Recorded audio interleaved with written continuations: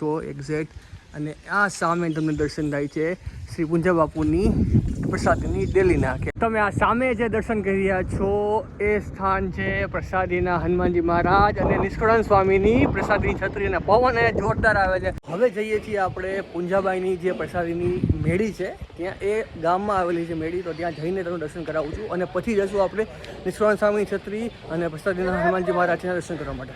જેવા જ તમે મંદિરની અંદર એન્ટર થશો તો સૌપ્રથમ તમને આ ભવ્યથી ભવ્ય દ્વારના દર્શન થશે. આખો નવનિર્મિત દ્વાર બને છે અત્યારે. આ સામે તમે આ ભવ્યથી ભવ્ય વિશાળ આ ગેટ જોઈ શકો છો. આઈ થિંક અહીંથી તો બહાર નથી જવાતું, પાછું આપણે આમ જ જવું પડશે અને આમથી આપણે બહાર નીકળીએ કે આ ગેટ હજી આખો બને છે ના આ સાઈડથી રસ્તો કાઢેલો છે તો ત્યાંથી આપણે બહાર જઈ શકીએ છીએ.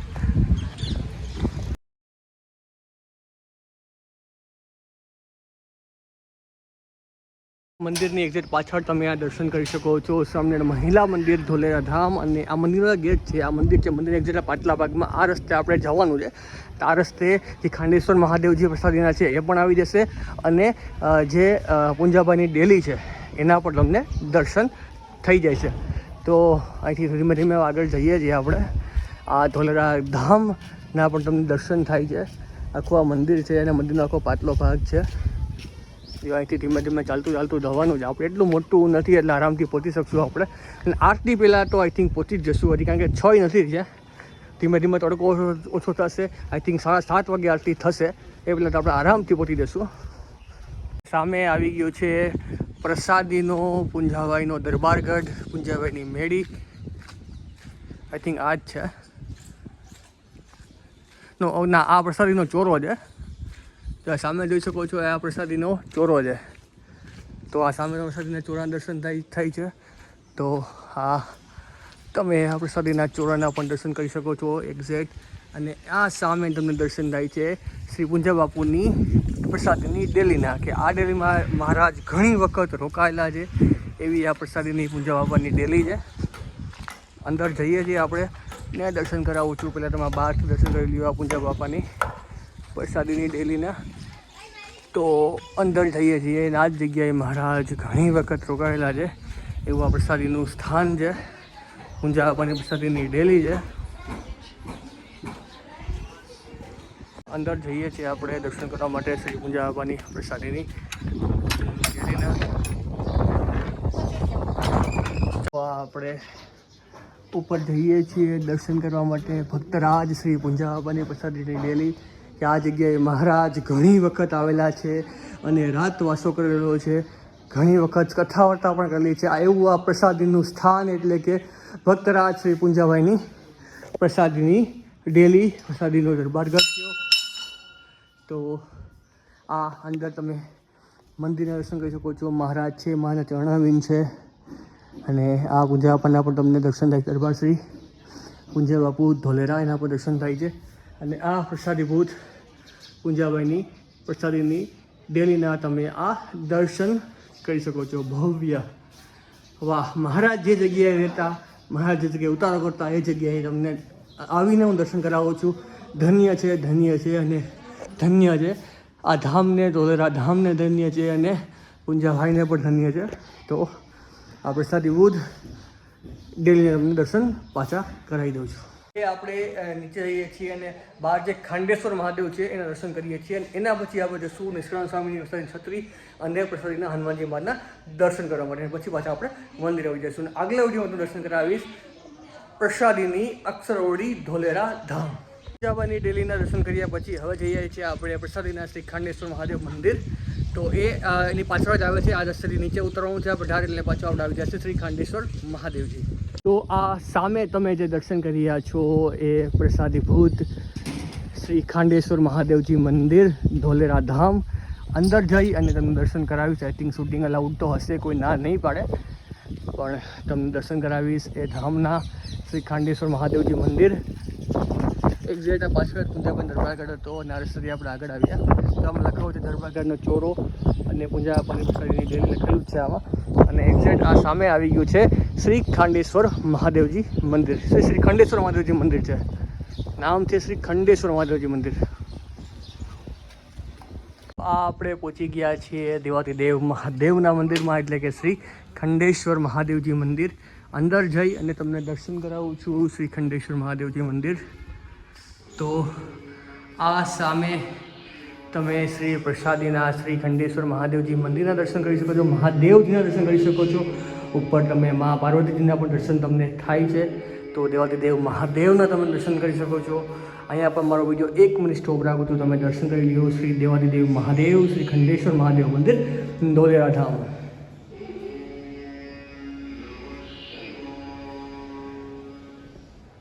આ હતું શ્રી ખંડેશ્વર મહાદેવજી મંદિર ધોલેરા ધામ. અને હવે આપણે જઈએ છીએ સદગુરુ શ્રી નિષ્કુળાનંદ સ્વામીની છત્રી અને પ્રસાદીના શ્રી હનુમાનજી મહારાજ જે મંદિરના આઈ થિંક ખેતરમાં આવેલા છે. તો ત્યાં જવું પડશે. કેવી રીતના પહોંચાય છે આપણે જોઈએ છીએ, તમને પણ બતાવીશ કેવી રીતે તમે ત્યાં પહોંચી શકો છો. તમે આ મા અંબાજીના, મા રંજનમાના, સંતોષી માના, મહાલક્ષ્મી માના અને શ્રી લાલજી મહારાજના પણ તમને અહીંયા દર્શન થાય છે શ્રી ખાંડેશ્વર મંદિરમાં. અને આ પ્રસાદીની ચાકડી છે એના પર તમને આ દર્શન થાય છે.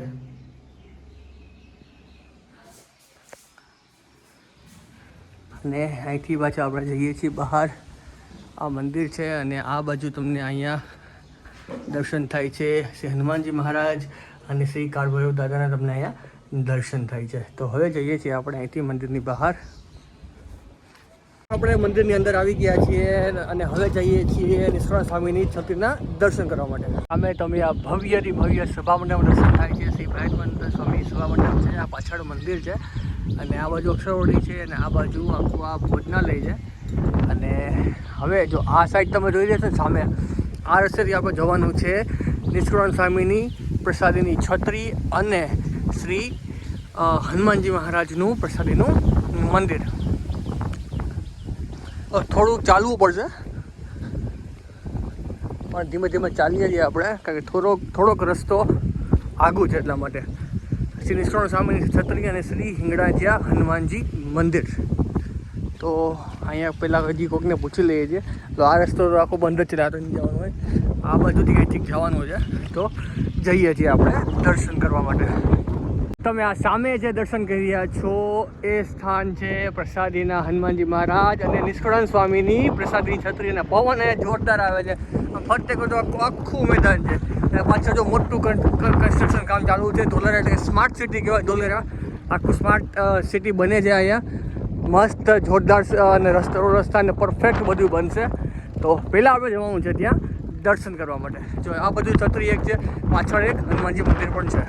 આ ઘણા પાસે પહોંચી ગયા છીએ આપણે મંદિરની અને આ બાજુ પ્રસાદની એક છત્રી દેખાય છે. પહેલાં એ શું છે એ વિસ્તારથી માહિતી પ્રાપ્ત કરીએ છીએ અને પછી જઈશું આપણે દર્શન કરવા માટે.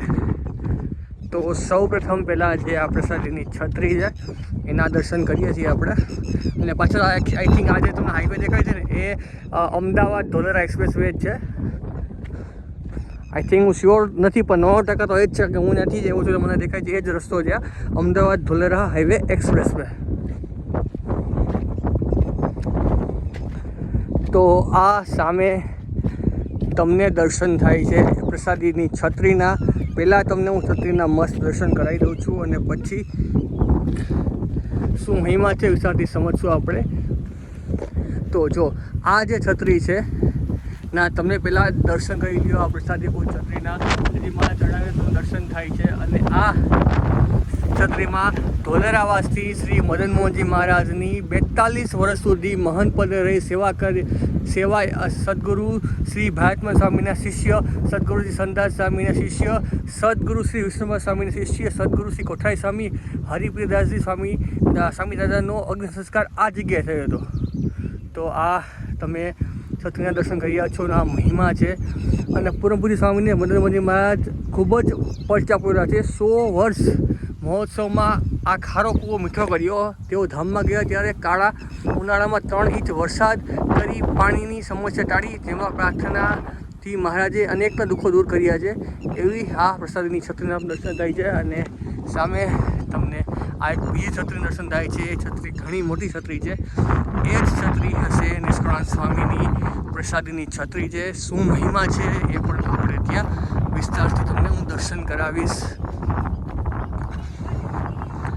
તો સામે તમે આ દર્શન કરી શકો છો ભગવાન સ્વામિનારાયણના સંત એવા શ્રી નિષ્કુળાનંદ સ્વામીની પ્રસાદીની છત્રી.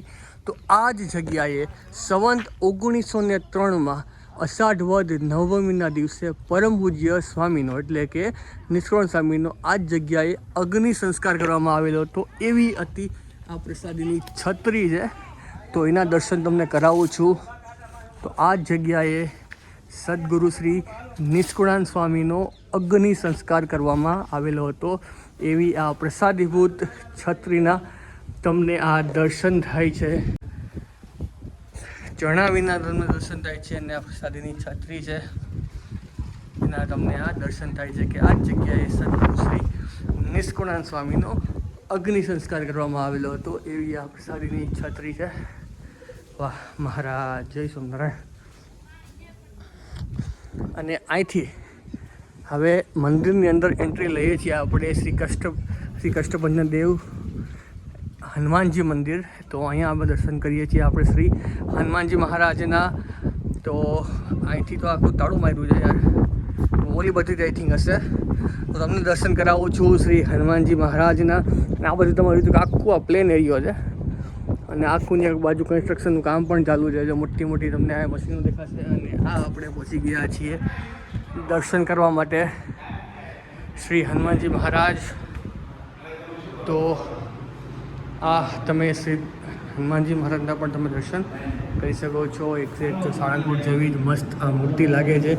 શ્રી હનુમાનજી મહારાજને તમને આ દર્શન થાય છે. કષ્ટભંજન દેવને જય.